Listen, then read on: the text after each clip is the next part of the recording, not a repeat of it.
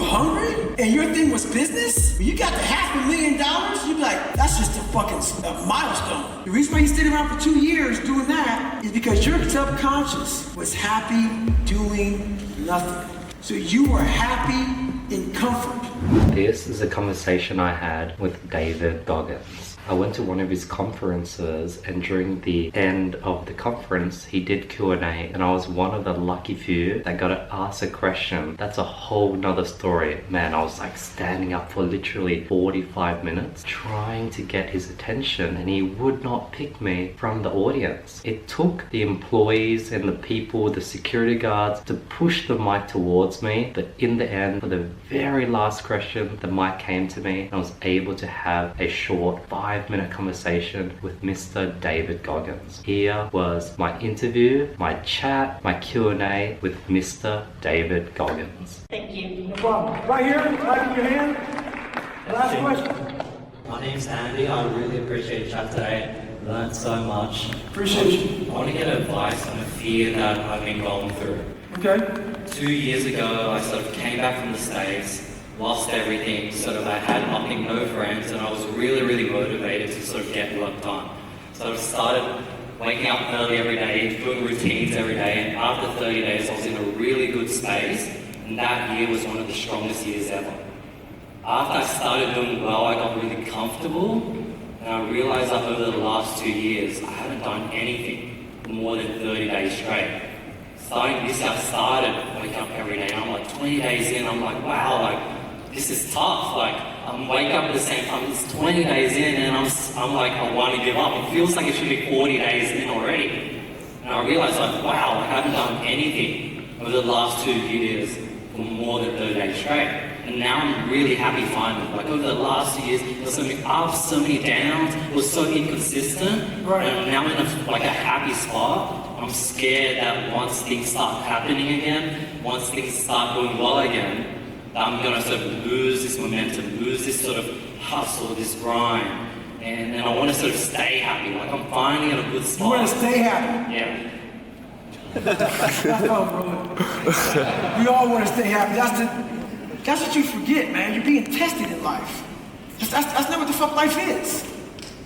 That's why people always fucking like, you don't turn me on Instagram if you're happy. You turn me on when you don't want to go to the gym, when you don't want to go to work, when you're a shitty life. That's why you need people like me out there that exist. I don't talk about the happy times because those are easy. Anybody can talk about that shit. What you need to do is you remember this conversation. I wish I tape recorded this conversation. Did you hear the first part of the patheticness of the conversation? For 2 years, I just didn't do shit. I just sat around. Bam. You gotta think about that. Why did you sit around? The fuck were you doing? I think I got comfortable. Things started doing well. I thought, like, man, like, if I have a limited amount of time in my life, like, why should I not So be why? happy? How is your life so comfortable?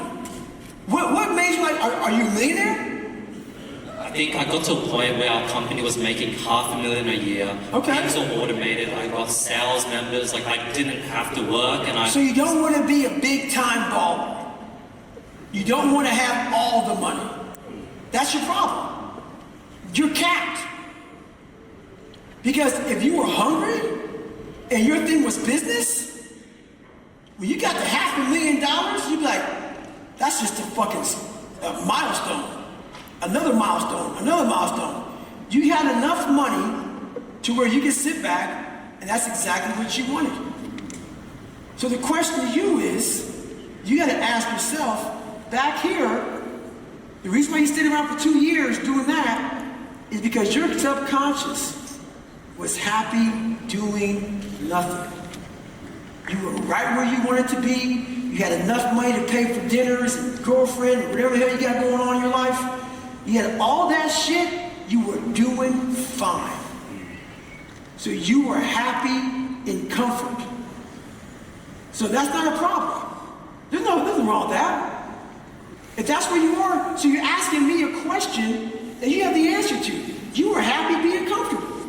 That's fine. When you wanted to grind, you got back to work. Am I right or wrong? You're right, and I think those 2 years, there was so many ups and downs despite everything was like good. I just started bleeding out and it got to a point where it got uncomfortable and now I'm like back at it. You see, you answered your own question. The second you didn't have what you had before, you went back to work to get you back to that happy level. So why don't you just find a level of grind that maintains your permanent happiness? You know what I'm saying? Versus doing this. All right? So don't stop the grind is the moral of the story. All right? Thank you. Sorry about that. We're done. We gotta do VIP stuff. Appreciate you all. Ladies and gentlemen, David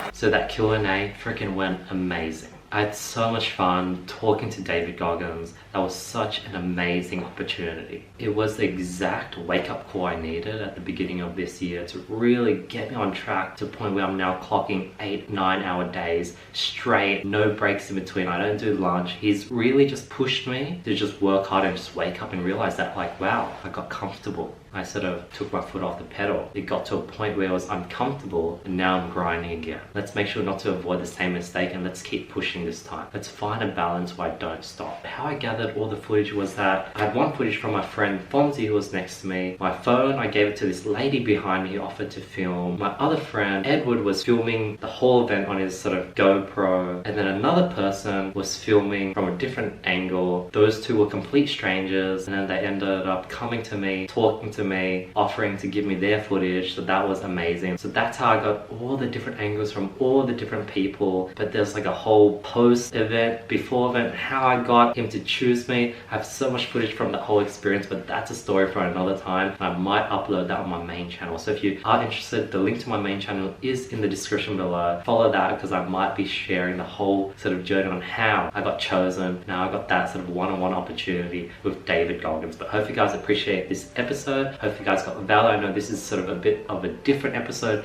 from the usual podcast, but I really want to share this amazing Q&A and I learned a lot. He gave a great answer and you guys also get a gist into sort of what I do and sort of where I'm at in my life. So I hope you guys enjoyed this podcast episode. See you guys next week. Peace.